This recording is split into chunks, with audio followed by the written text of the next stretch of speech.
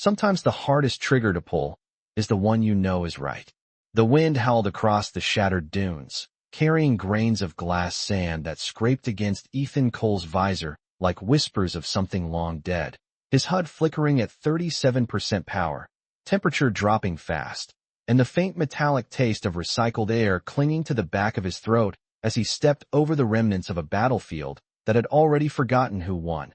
His boots crunched softly, each step measured, each breath steady. The kind of calm that only came after everything else had already gone wrong. And then he saw her, half buried against the rusted hull of a collapsed transport, her skin a deep, luminous blue that caught the dying light like water under a fading sun, her frame still, too still, until her chest rose, barely, and those eyes opened, sharp, focused, alive. They locked onto him instantly, not with fear, not with relief, but with something colder, something assessing. Ethan's rifle came up on instinct, the motion smooth, practiced, the barrel settling inches from her forehead as his suit hummed a quiet warning about energy reserves and failing navigation systems. But he ignored it, because right now none of that mattered, only the space between his finger and the trigger. She didn't flinch, not even a fraction. "Do it," she said, her voice low, edged, the translator in his helmet catching just enough to render the meaning, though it struggled with the tone. Something between command and contempt. Ethan's jaw tightened, a muscle-ticking ass. The memory of his squad flickered through his mind.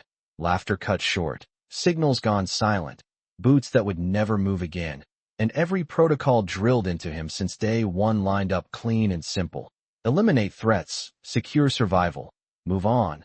She watched him, unblinking, as if she already knew which way this would go, as if he were just another predictable outcome in a universe that ran on cold logic. The wind shifted, carrying a new chill, and for a moment the only sound was the faint hiss of sand against armor and the steady, stubborn rhythm of his own heartbeat echoing in his ears. His finger tightened, then stopped. A breath left him, slow, controlled, and the rifle lowered by an inch, then another, until it pointed at nothing but empty air. "Yeah," he muttered, voice rough, more to himself than to her. Not today. The change was subtle, but he saw it. The smallest flicker in her expression, not gratitude, not relief, but confusion, as if he'd just broken a rule she didn't know could be broken. Ethan slung the rifle across his back and crouched beside her, the heat from his suit bleeding into the cold air as he reached for the med kit strapped to his side, his movements efficient, deliberate, refusing to give himself time to second-guess the decision already made. "Don't mistake this for weakness," she said, quieter now, but no less sharp, her gaze tracking every motion of his hands. He let out a short breath that might have been a laugh, though there was no humor in it. Wasn't planning to. The sand shifted again, the sky above dimming as the twin suns dipped lower, casting long shadows across the broken terrain, and somewhere deep in the system, his suit chimed. A warning he didn't need to read to understand. Something had changed. Something had noticed, but Ethan didn't look up. Not yet, because right now there was only this moment, this choice. And the alien woman who should have been his enemy lying alive because he decided she wouldn't be. The station smelled like dust and old circuitry, the kind that lingered in places forgotten long before this war ever started, and Ethan could feel it through the filters of his suit as he dragged a fractured metal panel across the entryway, sealing them inside with a dull scrape that echoed farther than he liked. His HUD blinked again, power down to 32% now. Life support stable, but not forever. And he exhaled slowly as he knelt beside her, pulling the med kit free with fingers that had done this too many times to hesitate. Up close, the glow of her skin was not just color, it was movement, faint currents of light pulsing beneath the surface like a heartbeat he could almost see. And when he pressed the fabric of the sealant patch against her side, it reacted, not rejecting him, but adjusting, as if her body was trying to understand what he was doing. She watched him the entire time, silent now, her earlier edge replaced with something quieter, sharper, like she was studying a problem that refused to solve itself. "You are inefficient," she said after a moment, her voice steady despite the strain. "Your methods waste time and energy." Ethan did not look up, focusing instead on securing the final clamp. tightening it until the indicator flickered green. "Yeah," he muttered, "and yet you are still alive." That earned him a pause, not quite a reaction, but close enough that he noticed. The wind outside shifted again, the structure groaning softly as the temperature dropped another few degrees, and his suit compensated with a low hum that vibrated through his chest. He reached for his canteen, shook it once, then held it out toward her without ceremony. She hesitated, her gaze flicking from the container to his face as if searching for some hidden condition, some unspoken exchange that would make sense of the gesture. "There is no advantage in this for you," she said, quieter now, almost to herself. Ethan shrugged, the motion small inside the confines of his armor. "Not everything is a trade." She took the canteen slowly, her fingers brushing against the outer shell of his glove for the briefest second, and even through the layers he felt it, a difference in temperature, in texture, something unfamiliar that lingered just long enough to register before it was gone. She drank carefully, measured, then handed it back without a word, her eyes never leaving his. For a while, neither of them spoke, the silence settling into something less hostile, not comfortable, but no longer sharp. Enough to cut. Ethan leaned back against the cold wall, letting his head rest for a second as he scanned the limited data his suit still provided. No friendly signals, no extraction routes, just empty space and failing systems. "Why did you not follow your protocol?" she asked suddenly, breaking the quiet with a precision that made the question feel less like curiosity and more like a test. He opened one eye, glancing at her, then away again. "Because I am still here," he said simply, as if that explained everything. She considered that, the faint glow beneath her skin shifting slightly, and for the first time since he had found her, there was something in her expression that was not superiority or calculation, but something closer to uncertainty. Outside, the wind began to die, replaced by a distant vibration that Ethan felt more than heard, a low, steady pulse that did not belong to the storm or the broken world around them. His suit chimed again, this time sharper, more insistent, and he pushed himself upright, every instinct tightening at once. The signal was not environmental, it was structured, deliberate, and it was getting closer. He looked at her, really looked this time, at the way the light beneath her skin had grown brighter, more focused, and something cold settled into his chest. "What did you do?" he asked, his voice low, controlled.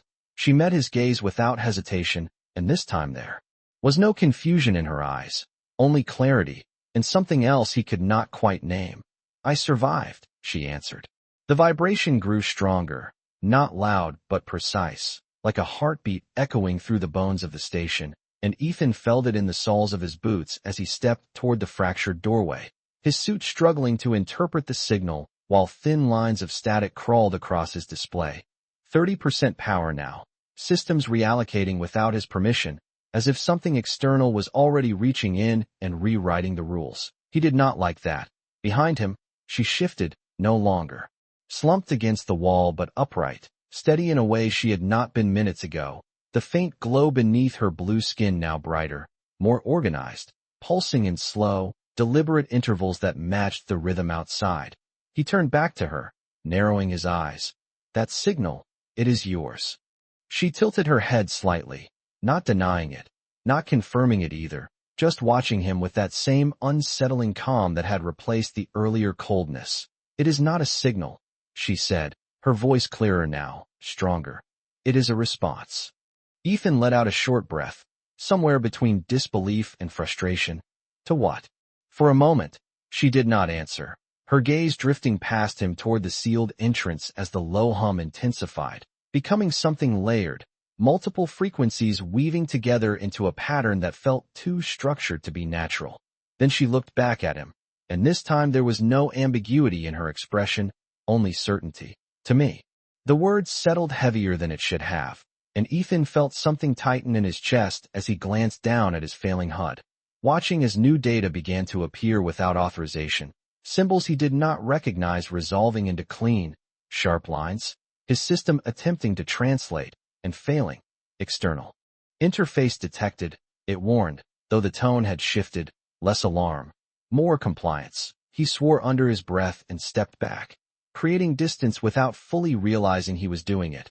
every instinct telling him the situation had just moved beyond anything he could control. "You called them," he said, quieter now, not accusing, just stating the reality he was starting to understand. She did not look away. "I ensured my survival." The same words as before, but now they carried weight, context, something vast behind them that he could not yet see. The structure around them shuddered slightly as the sound outside changed. No longer a distant vibration, but a presence, something massive moving through the sky with a controlled, deliberate grace that made the air itself feel different.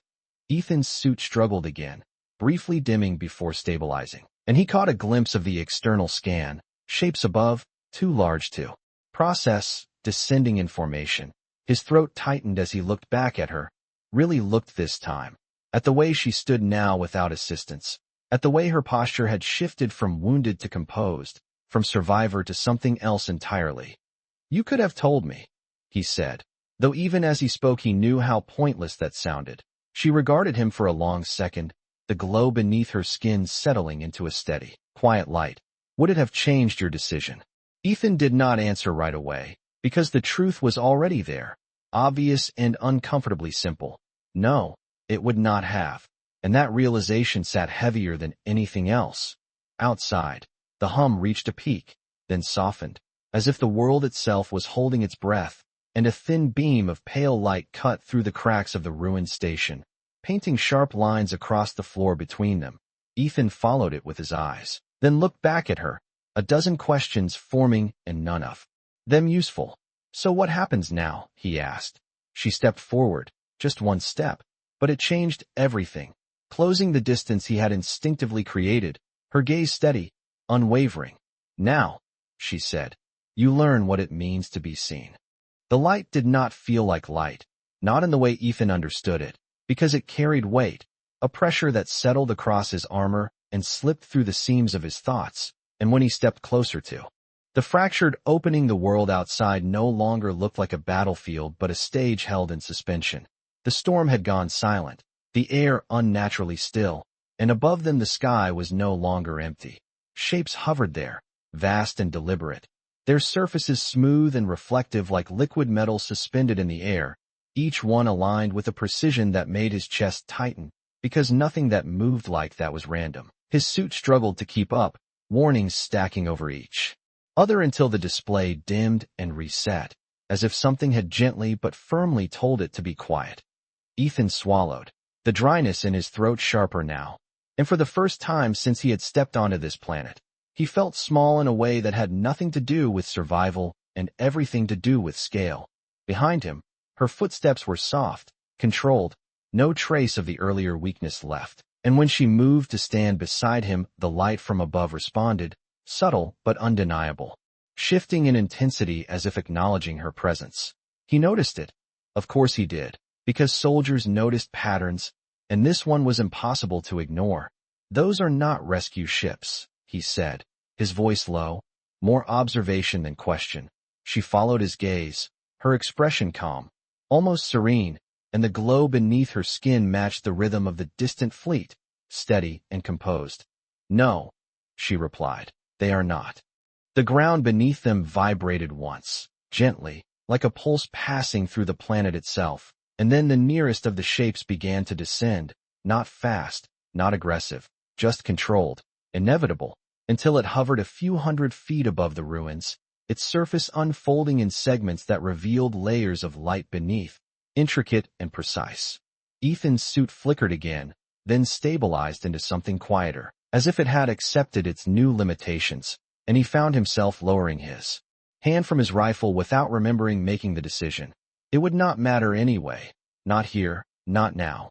A narrow column of light extended from the craft, touching the ground just beyond the broken threshold, and the air inside the station shifted, temperature rising by a few degrees as the beam cast long shadows across the floor.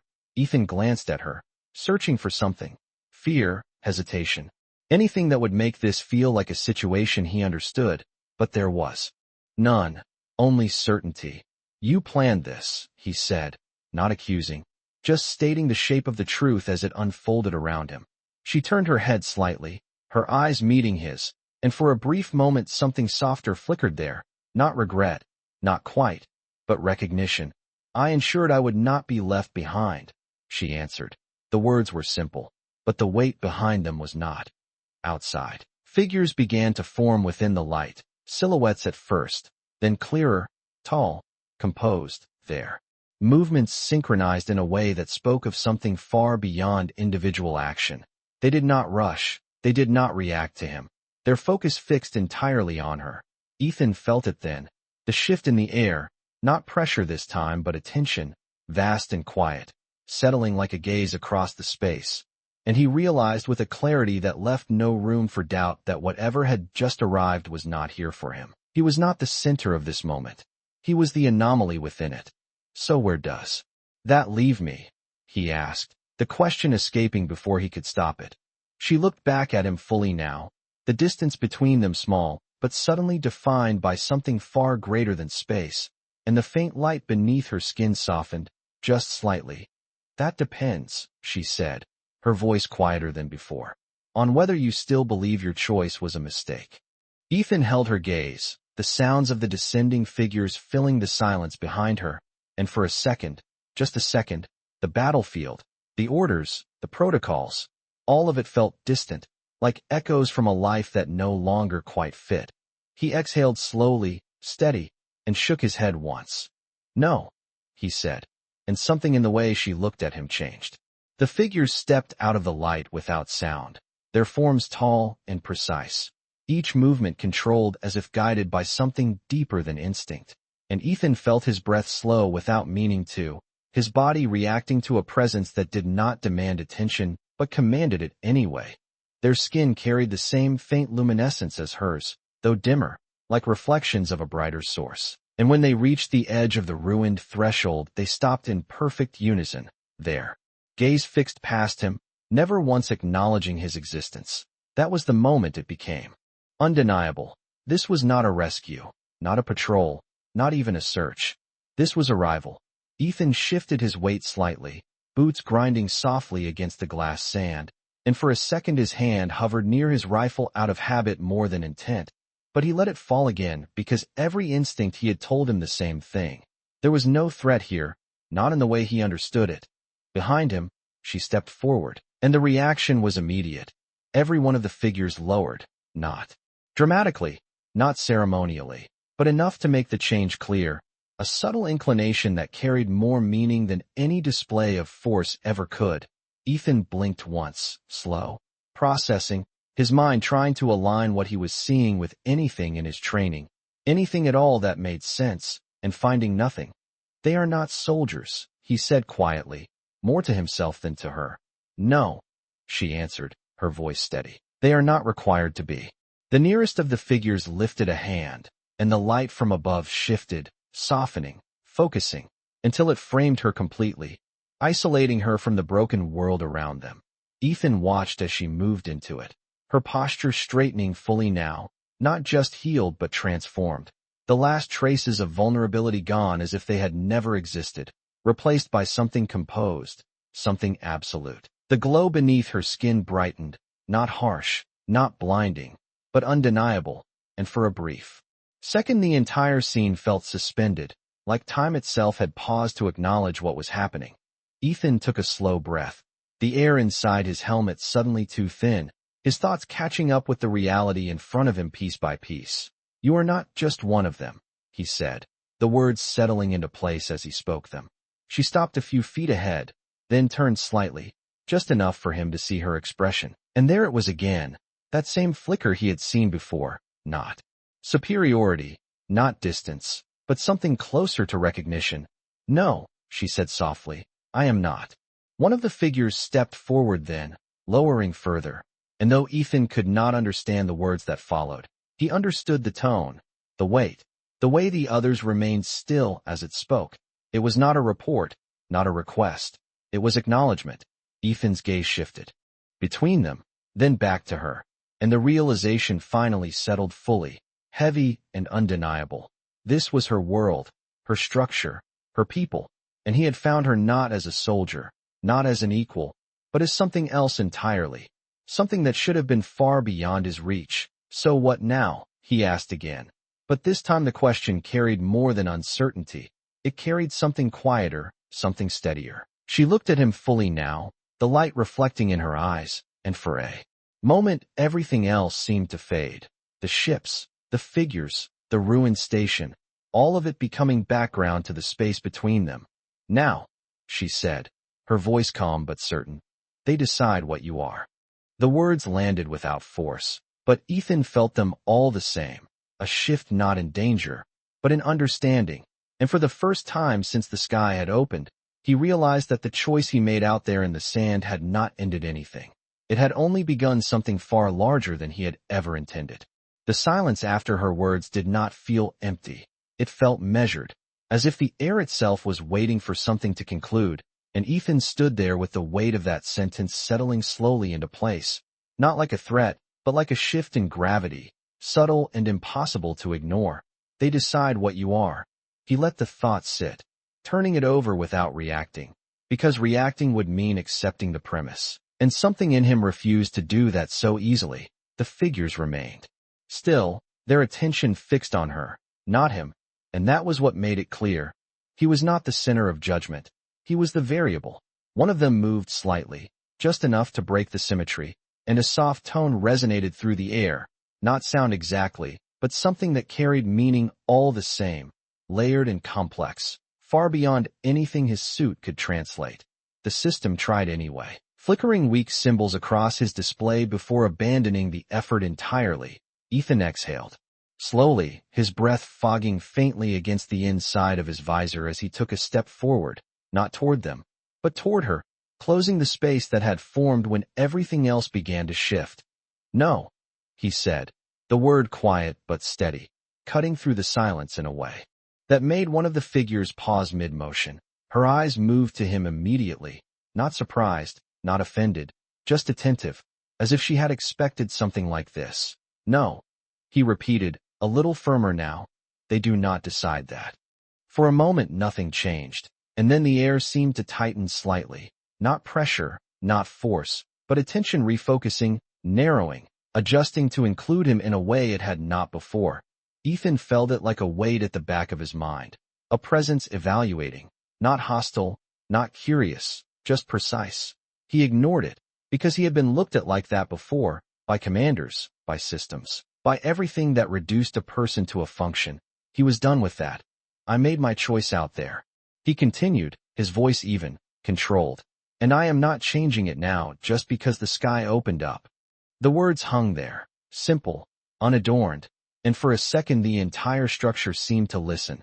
She studied him in silence, the light beneath her skin dimming slightly, not fading, but softening, as if adjusting to a new variable in the equation. Behind her, one of the figures shifted again, the same layered tone resonating once more, this time sharper, more defined, and though Ethan could not understand it, he could feel the difference. It was a question. She did not turn to answer it. Immediately, her gaze still locked on his, measuring, weighing something deeper than the moment itself. You misunderstand, she said finally, her voice calm but carrying a new depth. This is not about control. Ethan let out a quiet breath, shaking his head once. It always is. Another pause, longer this time, and something changed again, not in the environment, not in the ships or the figures, but in her. The distance she had held since stepping into the light shifted, not collapsing, but bending, just enough to allow something else through. Then what would you call it? She asked softly. Ethan did not hesitate this time, because the answer had been there long before any of this started, long before the war, long before this planet. Choice, he said, the word, settled between them, small and human and completely out of place in a sky, filled with silent ships and beings who moved like a single mind. And for the first time since they arrived, one of the figures lowered its head slightly, not to her, but to him. It was subtle, almost imperceptible, but Ethan saw it, and so did she. The shift was almost invisible, but Ethan felt it the same way he had felt the ships before he saw them. A quiet recalibration in the air, like the universe itself had just adjusted its balance by a fraction. The figure that had inclined its head remained still now, but the meaning of that movement lingered, echoing in a space that did not rely on words. Ethan did not move, did not react outwardly. But inside something settled into place, something steady and grounded, the same part of him that had refused to pull the trigger, the same part that had carried him through every moment where logic said one thing and something deeper said another. Across from him, she watched that shift unfold, her gaze sharper now, not analyzing, not testing, but recognizing. "You do not yield," she said quietly, as if naming something rare. Ethan let out a slow breath, the corners of his mouth tightening just slightly. "Not when it matters." The words were simple, but they held, anchored in a truth he did not need to explain. Behind her, the figures moved again, but this time it was not synchronized, not perfectly mirrored, small differences emerging between them, as if the system that bound them had just encountered something it could not fully resolve. Another tone resonated through the space, softer now, layered with something that felt less like command and more like consideration. Ethan's suit flickered once, catching fragments, isolated patterns that translated into nothing complete, but enough to suggest the direction of the exchange. They were not deciding anymore. They were reassessing. She turned slightly then, not fully away from him, but enough to acknowledge the presence behind her, and when she spoke, her voice carried a different weight, not the detached certainty from before, but something more deliberate. "He acted without directive," she said, each word measured, without gain, without assurance of survival. The figures remained silent, but the air responded, a faint ripple passing through the light that surrounded them. Ethan frowned slightly, not at the words, but at the structure behind them, the way she framed his choice as something that required explanation, as if the concept itself needed to be justified. "I did not do it for a reason," he said, stepping forward again, his voice cutting cleanly through the layered quiet. "I did it because it was the right thing to do." The moment the words left him, the space reacted, not violently, not sharply, but distinctly, like a chord struck in a place that had never heard that note before. One of the figures shifted again, its head tilting in a way that mirrored something almost human, and the tone that followed was different, less precise, more complex, as if it was trying to map a concept that did not fit its structure. She looked back at Ethan then, and this time there was no distance left in her expression, only a quiet intensity that held his gaze without wavering. "There is always a reason," she said, softer now, not arguing, but searching. Ethan shook his head slightly. "Not always one you can measure." Silence followed, but it was not the same silence as before. It was not empty, not waiting. It was full, dense with something forming just beneath the surface. The light around them dimmed slightly, the ships above holding their position without movement, and for the first time since they arrived, the presence that had filled the space did not feel distant. It felt closer. One of the figures stepped forward again, slower this time, its posture no longer perfectly aligned with the others, and when it stopped, it did not face her. It faced Ethan. The shift was small, almost imperceptible, but it carried more weight than anything else that had happened so far. Ethan held his ground, meeting that gaze without flinching, without lowering his eyes, because whatever this was, whatever they were, he understood one thing clearly. They were trying to understand him, and for the first time since the sky opened, he realized he might be the one thing here they could not predict. The figure that faced him did not move at first, and yet Ethan felt the shift as clearly as if something had stepped closer, the air between them tightening with a kind of focus that was neither hostile nor welcoming, just precise, like a lens adjusting to bring something into clarity for the first time. His visor flickered again, then stabilized, the interface no longer fighting the presence but quietly adapting, reducing itself to the essentials, as if even his own systems understood they were no longer in control here. The being's surface shimmered faintly, patterns of light moving across it in slow, deliberate waves, not random, not decorative, but structured, like a language written in motion instead of sound. Ethan held his ground, shoulders squared, breathing steady, because whatever this moment was, it was not one he could navigate by force or protocol, only by staying exactly where he was. "You are observing me," he said, not as a question, but as a statement, his voice calm despite the weight of attention pressing in around him. The figure did not respond in words, but the light along its form shifted, aligning into a sharper configuration, and the low tone that followed carried a new texture, more focused, more direct, as if the distance between them had narrowed in a way that had nothing to do with space.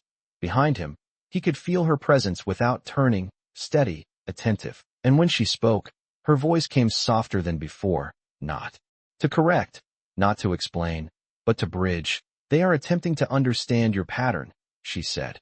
Ethan let out a faint breath, almost a quiet laugh without humor. "Good luck with that." The figure's head tilted slightly, the motion subtle but unmistakable now, and for the first time, the light that pulsed across its surface paused, just for a fraction of a second, as if something in his response had disrupted the flow. Another tone followed, different again, layered with something that felt less like analysis and more like uncertainty, and Ethan caught a fragment of translation this time. A single word that flickered across his display before fading. Inconsistent. He frowned. Slightly, not offended, not surprised, just acknowledging the accuracy of it. "Yeah," he said quietly. "That sounds about right." The air shifted again, but this time it was not the overwhelming presence from before. It was something more contained, more focused, like the attention had narrowed entirely onto him, isolating him within it without pressure, without force, just clarity. The figure stepped closer, just one measured step, and the light around them adjusted instantly, forming a subtle boundary that separated the two of them from everything else. The ruined station, the distant ships, even her presence fading too. The edge of his awareness. Ethan felt it, the isolation, not physical, but perceptual, like being placed at the center of a question. "You are not acting in alignment with survival optimization." The translation came this time, clearer, though still imperfect, the voice not spoken but constructed directly in his mind, stripped of tone, stripped of emotion. Ethan blinked once, adjusting to the sensation, then nodded slightly. "No," he said, "I am not." Another pause, longer now, the figure's light shifting in slower patterns, recalculating, reprocessing, and Ethan could almost feel the weight of that effort, not as strain, but as expansion, like something reaching beyond its usual limits to accommodate a new variable. "Why?" the voice asked, the single word carrying more weight than any complex statement. Ethan exhaled slowly, the answer already there, simple, unchanging. "Because she needed help." Silence followed, but it was different again, deeper, more resonant. And for the first time since this began, Ethan felt something from the figure that was not analysis, not calculation, but something closer to pause. Behind him, the faint glow of her presence shifted subtly, and though he did not turn, he knew she was watching, not the exchange, but him. The figure remained still, its light dimming slightly as if lowering itself to meet the level of his answer, and when the voice came again, it carried a nuance that had not been there before, something almost searching, need. It repeated, slower, as if testing the concept itself. Ethan's gaze did not waver. "Yeah," he said quietly. "That is enough." The word lingered in the air longer than it should have, simple and fragile in a place built on precision, and Ethan could feel the way it unsettled the structure around him, not breaking it, not disrupting it, but bending it just enough to force something new to form. Need. It was not a metric, not a directive, not something that could be quantified or optimized, and yet it had shaped his decision more completely than any order ever had. The figure remained still, its surface dimmer now. The flowing pattern slowed as if the system behind it had reached a point where its usual calculations no longer applied. Ethan did not speak again, because there was nothing to add, nothing to explain, and for once he was not trying to justify himself, not to them, not even to her. Behind him, he felt her presence shift slightly, not stepping forward, not interrupting, but closer in a way that had nothing to do with distance, as if she was leaning into the moment without moving at all. The silence stretched, but it was not empty. It was full of something forming, something neither side had language for yet. Then the figure moved, not abruptly, not decisively, but with a careful adjustment, its head tilting again, the light across its form reorganizing into a new configuration, one that Ethan had not seen before. The voice followed, slower now, less certain, as if each word had to be assembled rather than selected. "Your action introduces deviation. It said, the translation clearer but carrying a weight that had not been there before. Ethan gave a small nod, accepting that without resistance. Yeah, he replied quietly, it does. Another pause, and then the light shifted again, a faint ripple passing through the figures behind it, spreading outward in a pattern that mirrored the change at the center. They were not just observing him anymore. They were adjusting to him. Deviation is not inherently inefficient. The voice continued, the structure of the sentence slightly altered, as if it was building itself in real time. Ethan blinked once, surprised despite himself, because that was not what he expected to hear. He did not respond immediately, not because he did not have an answer, but because for the first time since this began, it felt like the conversation was no longer one-sided. Behind him, she took a step forward, her presence entering the boundary of light again, and the reaction was immediate, not from the figures, but from the space itself, the illumination shifting to include both of them equally, no longer isolating him, no longer separating her. She stood beside him now, not ahead, not above. And when she spoke, her voice carried something new, something quieter, but deeper. Your framework is changing, she said, not to him, but to them. The figures did not respond with movement, but the light across their forms brightened slightly, acknowledging the statement. Ethan glanced at her briefly, then back at the figure in front of him, the weight of everything settling into something almost steady. So what happens when it changes? He asked, the question simple, but this time it was not uncertainty driving it. It was curiosity. The figure did not answer immediately, its light dimming once more, the pattern slowing as if it was reaching the edge of something undefined. Then the voice returned, softer, less structured than before. We adapt. The word hung there, incomplete in a way that felt intentional, as if it carried more meaning than the translation could hold. Ethan let out a slow breath, the tension in his shoulders easing just slightly, not because the situation had resolved, but because it had shifted into something else entirely, not conflict, not control, but something closer to understanding. Beside him, she did not move, but he could feel the change in her just as clearly as he felt it in the space around them. The distance she had carried since the beginning finally, giving way to something more grounded, more present. And above them, the ships remained still, silent witnesses to a moment that had nothing to do with power, and everything to do with something far more fragile, a single human choice, echoing into a system that had never needed to question itself before. The word adapt did not settle the way Ethan expected. It did not close anything or resolve the tension. Instead, it opened something wider, something uncertain, and he felt it ripple through the space like a question that had not been asked before. The light around them shifted again, not brighter, not dimmer, but more even, as if the system that had been focused on him alone was now expanding its awareness outward, recalibrating to include variables it had never accounted for. Ethan rolled his shoulders slightly inside his armor, the motion small but grounding, reminding himself that despite everything above them, everything around them, he was still just a man standing in a broken station with failing equipment and a decision he had already made. Beside him, she remained still, her presence no longer distant or elevated, but aligned with his in a way that felt deliberate, as if she had chosen to stand there rather than anywhere else. Adaptation implies change, she said quietly, her voice directed toward the figure in front of them, but carrying enough weight that it filled the space between all of them. And change implies recognition of limitation. The words hung there, sharper than anything she had said before, and for a moment Ethan glanced at her, surprised by the tone, not confrontational, but undeniably direct. The figure did not react immediately, its surface patterns slowing again, as if processing the implication beneath her statement. Ethan exhaled softly, watching the exchange with a growing sense that whatever this was, it was no longer about him alone. So you are not just adapting to me, he said, his voice steady, cutting through the layered silence. You are questioning yourselves.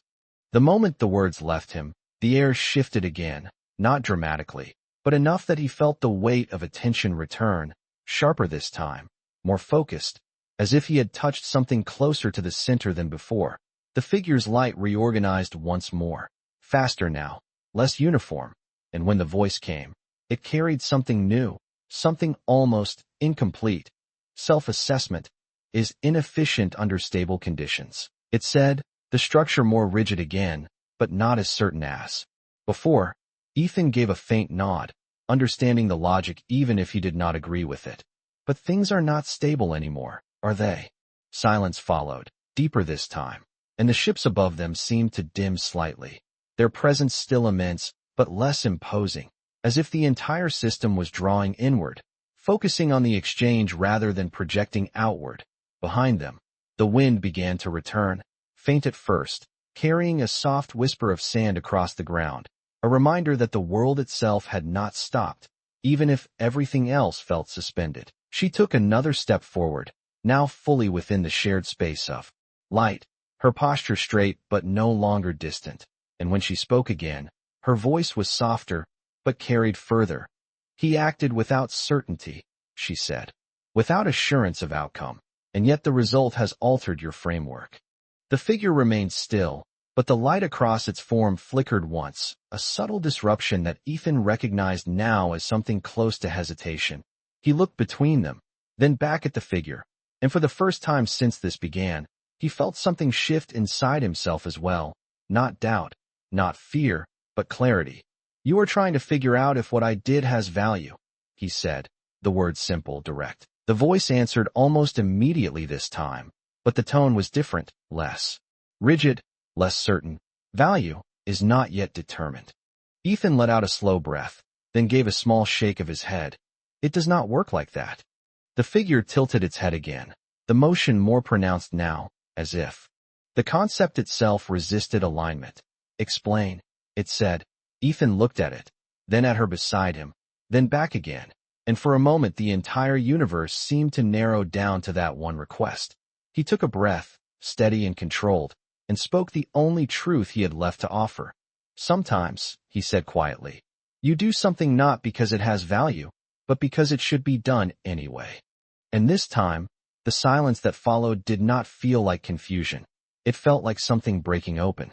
The silence did not collapse after his words. It expanded, stretching outward into something vast and undefined, and Ethan felt it not as pressure but as absence, like a system that had always known what came next suddenly reaching a point where the path forward no longer existed.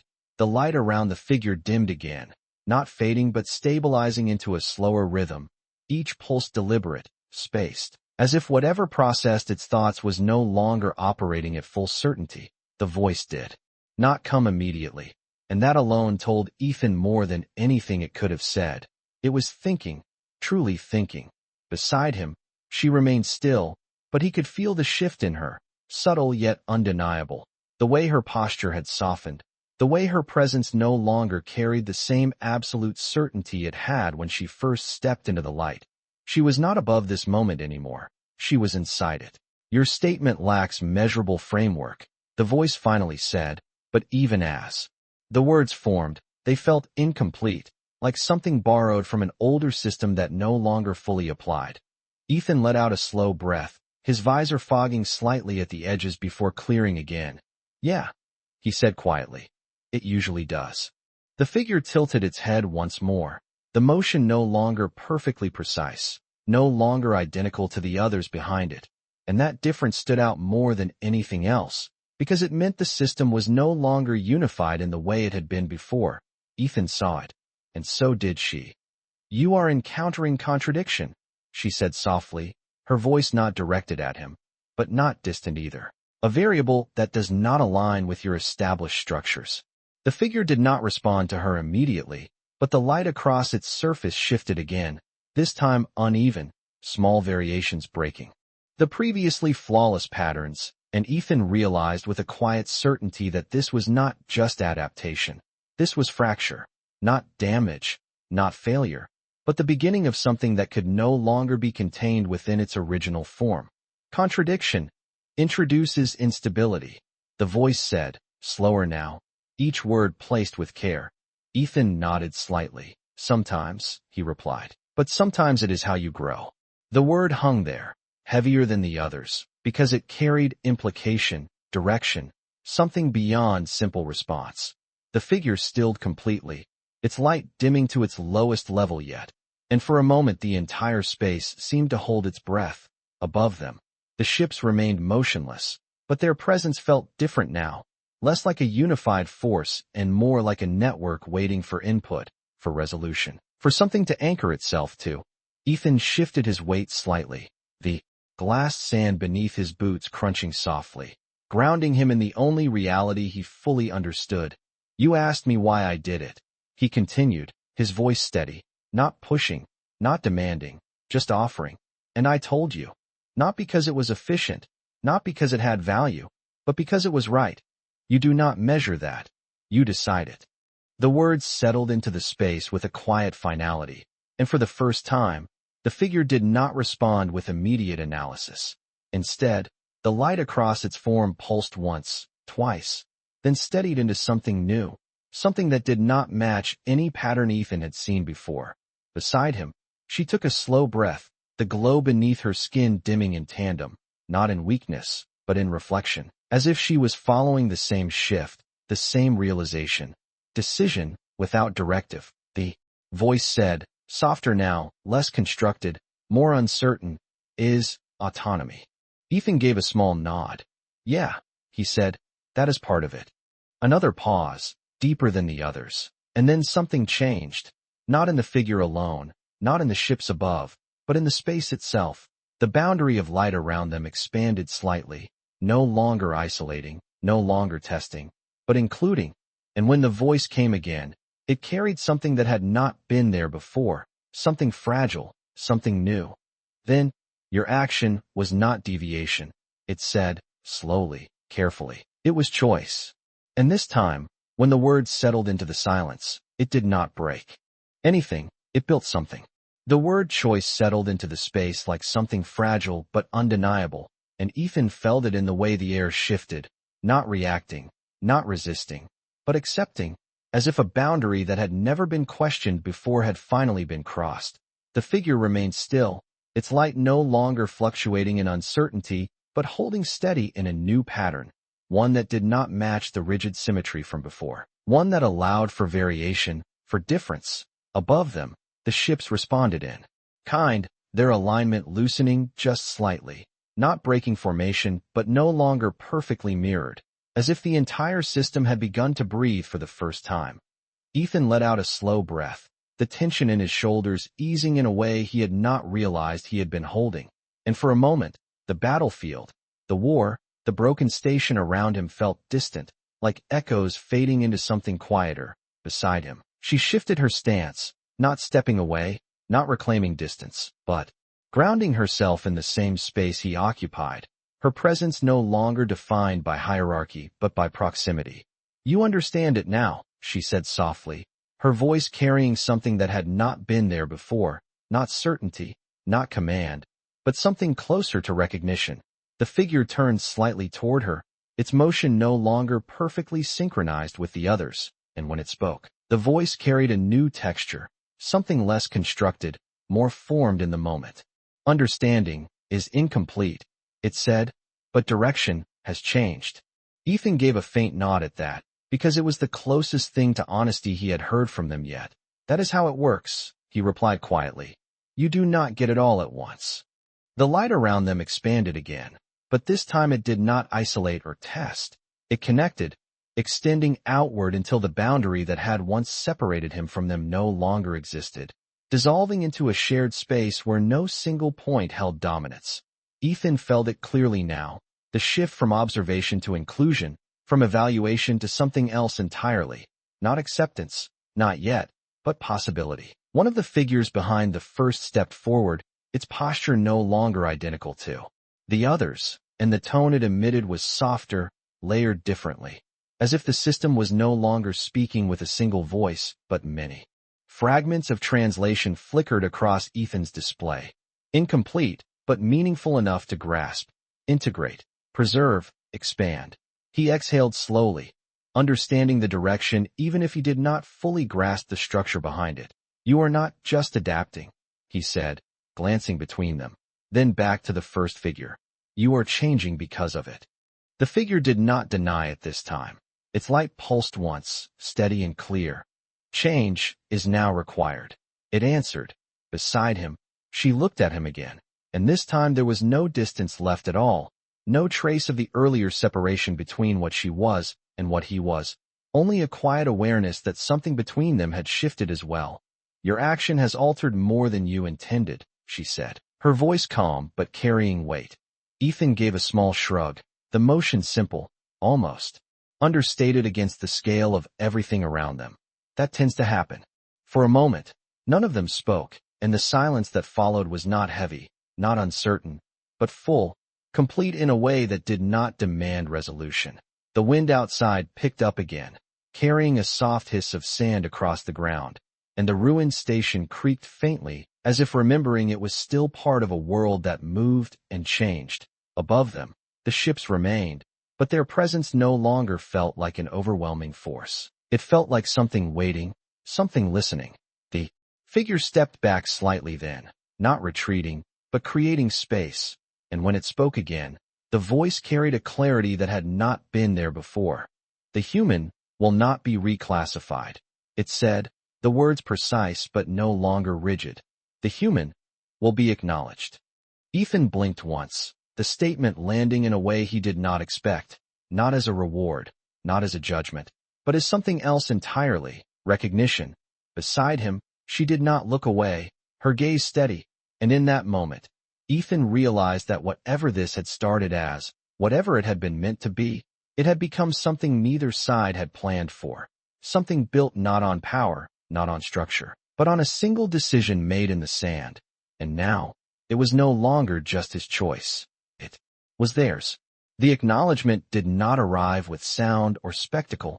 It settled quietly, like something placed into the foundation of a structure that had never needed such a piece before, and Ethan stood there as the meaning of it unfolded, not as recognition from something greater, but as confirmation that what he had done had not been erased or rewritten into something more convenient. It remained exactly what it was, a choice. The light around them softened, no longer focused, no longer isolating, but diffused across the ruins in a way that made the broken station feel less like a battlefield and more like a place.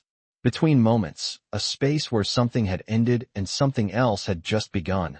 Above them, the ships shifted, not departing, not advancing, but realigning, their positions no longer fixed in rigid symmetry, each one holding its place with a subtle independence that had not been there before.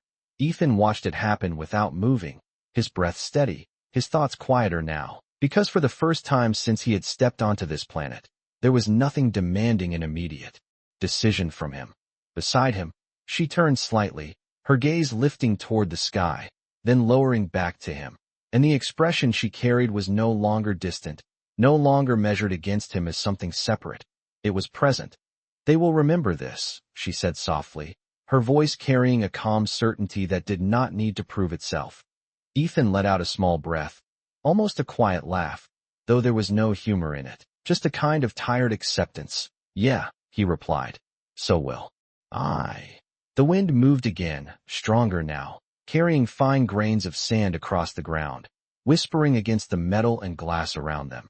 And for a moment the world felt ordinary again, grounded, real in a way that did not depend on ships or light or beings that spoke in layered tones. Just a man, standing in the aftermath of something he had not planned, something he had not fully understood, and yet something he had not regretted for a single second. The figure in front of them stepped back. Once more, the boundary of light dissolving completely now, no longer separating, no longer defining. And when it spoke, the voice was quieter than before, not diminished, but settled, as if it no longer needed to assert itself. The human has introduced a variable we did not possess, it said, the words clear, deliberate. It will be retained. Ethan nodded once, not in agreement, not in acceptance, but in acknowledgement of the moment itself, because that was all it was, a moment, not a victory, not a conclusion, just a point where something shifted and would continue to shift long after he was gone. Beside him, she stepped closer, not enough to close the space entirely, but enough that the distance between them no longer felt like separation. You changed them, she said, her voice lower now, almost thoughtful, Ethan shook his head. Slightly, his gaze drifting toward the horizon where the storm was beginning to return, the sky darkening at the edges. No, he answered quietly. I just did what I could. She studied him for a moment longer, then looked away, her attention returning to the ships above, but the faint glow beneath her skin had softened, no longer sharp, no longer defined by control or command, but something more fluid, more human. The ships began to rise slowly, not all at once, not in formation, but one by one, each lifting into the sky with a measured grace, leaving behind a silence that felt different from before, not empty, but full of something that would not be undone.